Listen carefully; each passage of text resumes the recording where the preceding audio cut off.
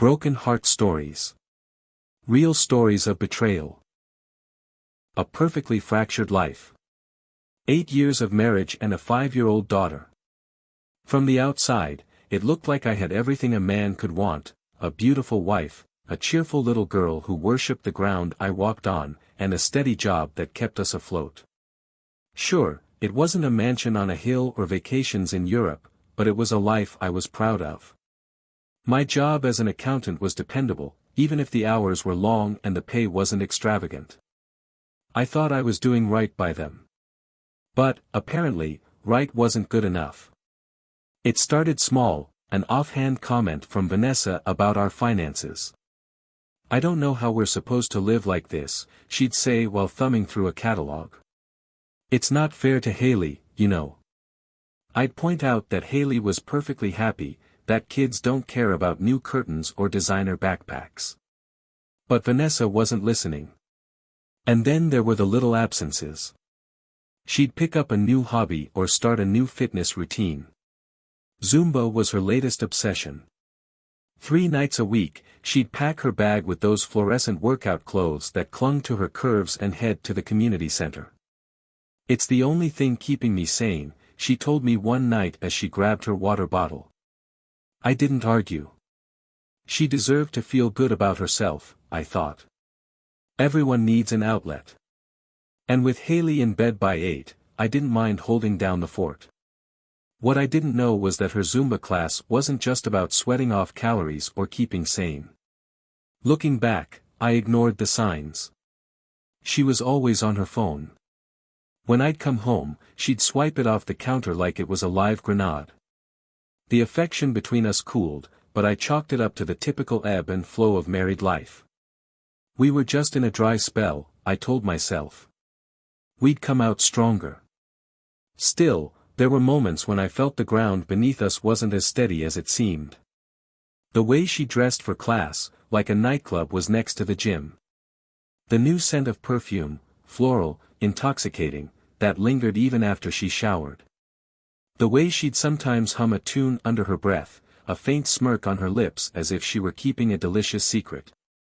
But I brushed it all aside. I had a job to focus on, bills to pay, and a daughter who depended on me. The truth was, I was the dependable one. I was the rock. And I believed she'd always be there too. I didn't know she was slipping through my fingers, one Zumba class at a time. The unveiling of secrets. Routine makes you blind. It's a veil you pull over your life, convincing yourself that everything is as it should be. I woke up every day, kissed my daughter on the forehead, and drove to a job that didn't excite me but kept the lights on. Meanwhile, Vanessa grew more radiant with every passing week, glowing from her so-called Zumba workouts. She's taking care of herself, I thought, shrugging off the oddities. Her late nights didn't seem so strange when she returned home with flushed cheeks and a water bottle half empty. But her smile, smug and distant, set something off inside me. It wasn't until I got home early one evening that the cracks began to show. "Where's Mommy?" Haley asked, her little face scrunched in confusion as I walked through the door at 6. "At her Zumba class," I answered automatically, ruffling her hair. "Why?" "She didn't take her gym bag." It was a small comment, the kind of detail you'd forget in 5 seconds. But it lodged itself in my brain. The gym bag. It wasn't hanging by the door where she always left it, nor was it in the car when I peeked outside. That night, after Vanessa returned home, I couldn't help but watch her closely. Her makeup was too perfect for an hour of sweating through Zumba moves. Her hair had that tousled, freshly mussed look I'd seen before, on our honeymoon. "Good class?" I asked, keeping my voice light. "Exhausting," she said, tossing her keys onto the counter and disappearing upstairs before I could say another word. Her lies had grown bold, layered thick with confidence. And yet, doubt gnawed at me. Doubt turned into curiosity. And curiosity became a plan. The following week, I faked a client emergency and left work early, parking near the community center where her class was supposed to be. My heart hammered as I waited, feeling absurd for even doubting her. This was Vanessa, my wife. She wouldn't. There she was. But she wasn't walking into the gym. She was climbing into a sleek black car. The man who greeted her had a jawline sharp enough to cut glass, his hair tousled in that careless way that screamed, "I know I'm hot." He opened the door for her, and she slid into the passenger seat, laughing at something he said. "Zumba my ass." I followed them, my hands gripping the steering wheel so tight I thought it might snap. They drove to a small restaurant tucked in a corner of town, the kind of place we couldn't afford but that seemed perfect for a secret rendezvous. They sat close in the dim light, her hand resting on his arm as he leaned in, their heads almost touching. My stomach churned, and my throat felt like sandpaper. I wanted to burst through the doors, flip their table, and demand an explanation. But what would that accomplish? A public scene? Humiliation? Instead, I took pictures with my phone. When I got home that night, she was already back, humming as she folded laundry. I studied her, looking for cracks in her facade. But she was perfect, her mask firmly in place. I didn't say a word. Not yet. Something told me I needed more. The truth wasn't going anywhere, and now that I'd glimpsed it, I'd make sure it came out on my terms. The following days were a blur. I didn't confront Vanessa. I couldn't. Instead, I played the part of the doting husband, all smiles and nods while my insides twisted like barbed wire.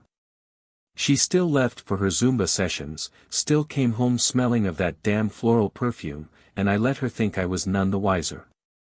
But my mind was anything but silent. The pictures I took haunted me. Every time I looked at them, it felt like a punch to the gut. Her hand on his arm. His smirk, like he'd already won. The way she leaned into him, her eyes alive in a way they hadn't been with me in years. I told myself I needed proof. Real proof. Evidence that no denial or excuse could erase. The opportunity came quicker than I expected. It was a Friday night, and Vanessa was heading out again. Haley was already asleep, so I kissed her forehead as Vanessa called out from the door. "Don't wait up," she said breezily, her tone light as if this were just another harmless workout session. I nodded, forcing a smile. The second the door closed, I grabbed my keys. I tailed her this time. Not too close, but not far enough to lose her. She wasn't going to the community center, though I already knew that. Her car wound through the streets and pulled up to a small house in a neighborhood I barely recognized. That's when I saw him. The Zumba instructor, stepping out of the shadows like a goddamn actor in a romantic comedy. He opened her car door like a gentleman, but there was nothing gentlemanly about the way his hand slid to the small of her back as he guided her inside. I waited, my blood boiling, my chest heaving. Every second felt like a lifetime, but I stayed in the car, staring at that house. Then, like a switch flipping, something inside me snapped. I didn't care about proof anymore. I didn't care about logic or strategy or waiting for the right moment. The rage bubbling inside me took over, and I slammed the car door shut, marching toward the house. When I reached the door, I didn't knock. I didn't even think. I just turned the knob and found it unlocked. The sound hit me first. Rhythmic.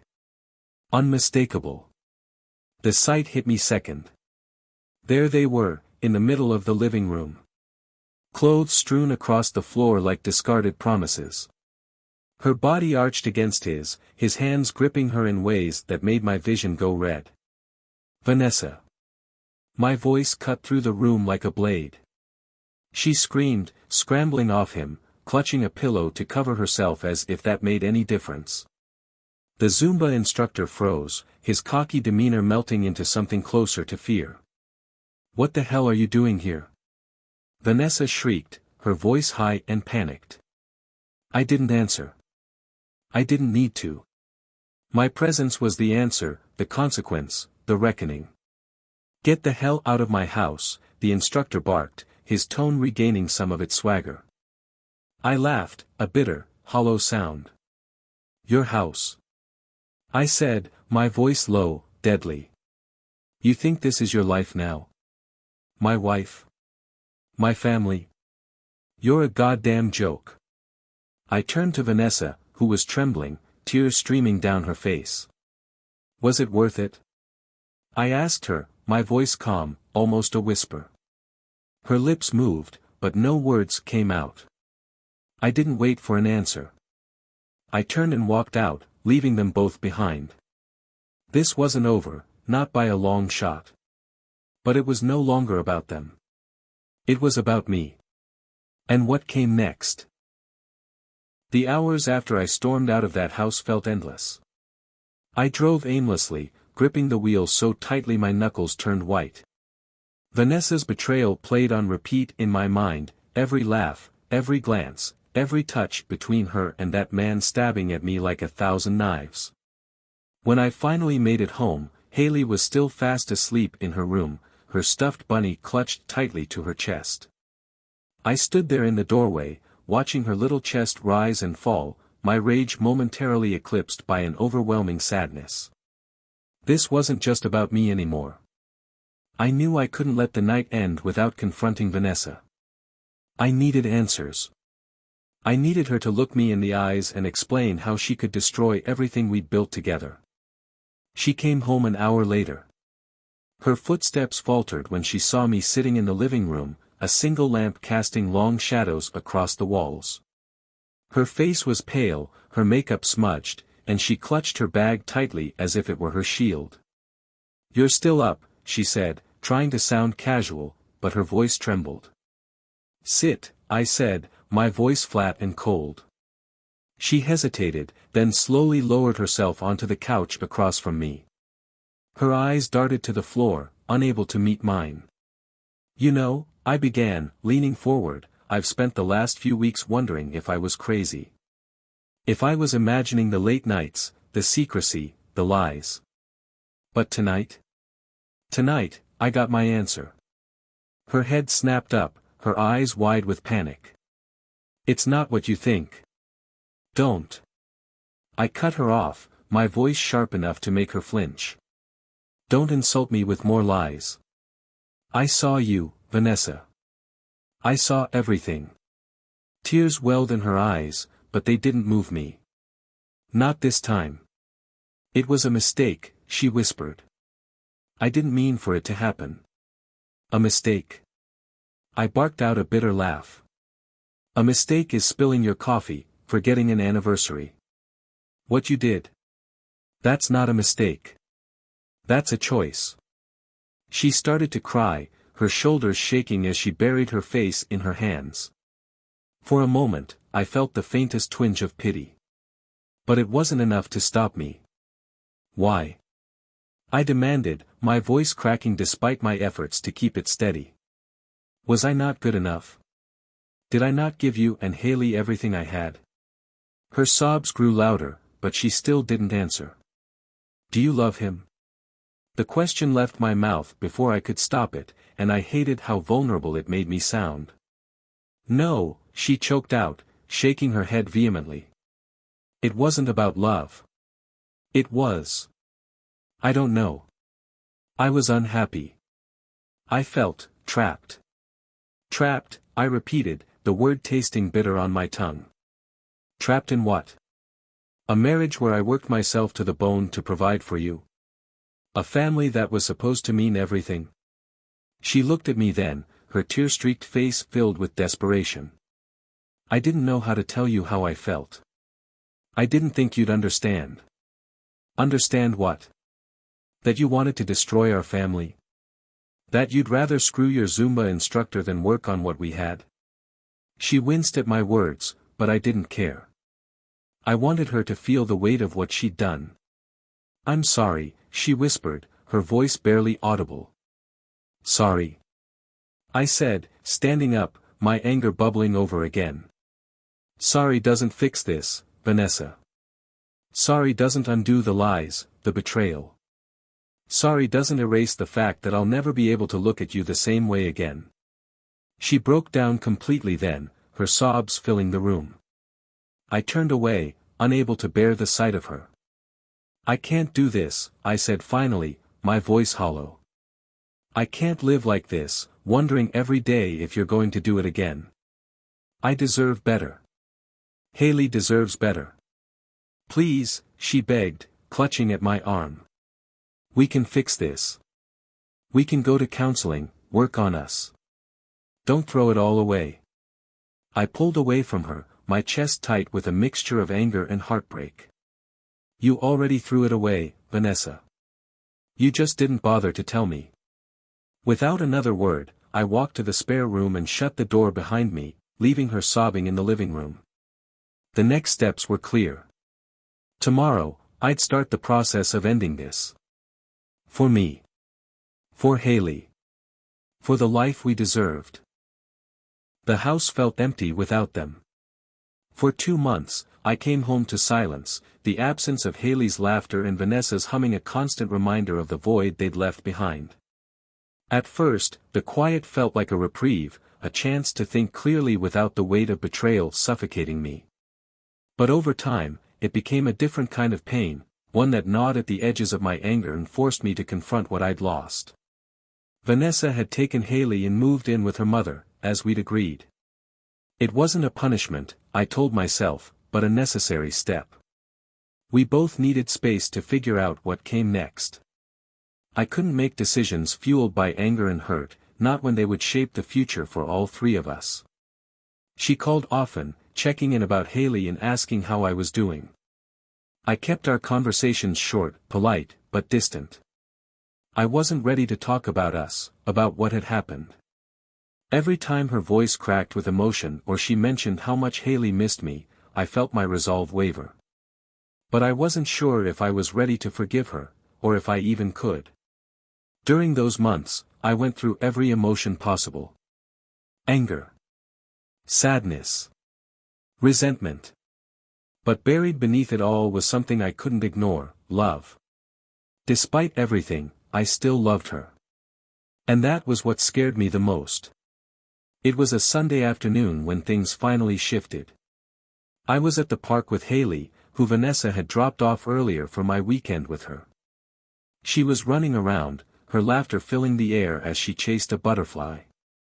Watching her, I realized something I'd been avoiding. No matter how much I hated what Vanessa had done, she was still Haley's mother. She was still the woman I had fallen in love with, the woman I'd built a life with. And despite everything, I wanted to try to fix what was broken. Later that evening, I called Vanessa. I've been thinking, I said, my voice hesitant but steady. She was quiet for a moment, then said softly, so have I. We need to talk, I continued. Not just about Haley, but about us. About where we go from here. I'd like that, she said, her voice trembling with hope. 2 days later, we met at a small coffee shop. She looked different, more subdued, her makeup minimal, her eyes tired. But there was a humility about her, a vulnerability I hadn't seen in years. I don't deserve your forgiveness, she began, her hands clutching her coffee cup. But I need you to know how sorry I am. For everything. For the lies, the betrayal, the pain I caused you. I nodded, letting her speak. I've been going to therapy, she continued. Trying to understand why I did what I did. I know it's no excuse, but I was lost, and I made the worst choices I could have made. And I hate myself for it. Her honesty hit me harder than I expected. For the first time, I saw a glimmer of the woman I'd fallen in love with, the woman who wasn't perfect but who was trying to be better. I've been thinking about us too, I said finally. And about Haley. She deserves a family. A real one. But I need time, Vanessa. I can't just forget what happened. Forgiveness doesn't mean forgetting. It means we work through it. Together. Tears streamed down her face as she nodded. I'll do whatever it takes, she whispered. Over the next few weeks, we started seeing a counselor together. It wasn't easy, there were arguments, moments when I wanted to walk away. But there were also breakthroughs, moments of understanding that reminded me why we'd built a life together in the first place. 2 months after that coffee shop meeting, Vanessa and Haley moved back in.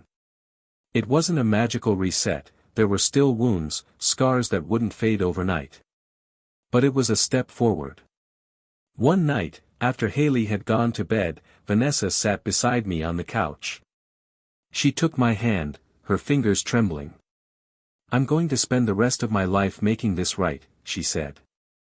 I looked at her, seeing both the woman who had hurt me and the woman who was trying so desperately to fix what was broken. "Then we'll do it together," I said. It wasn't a perfect ending. But it was a beginning. And for now, that was enough.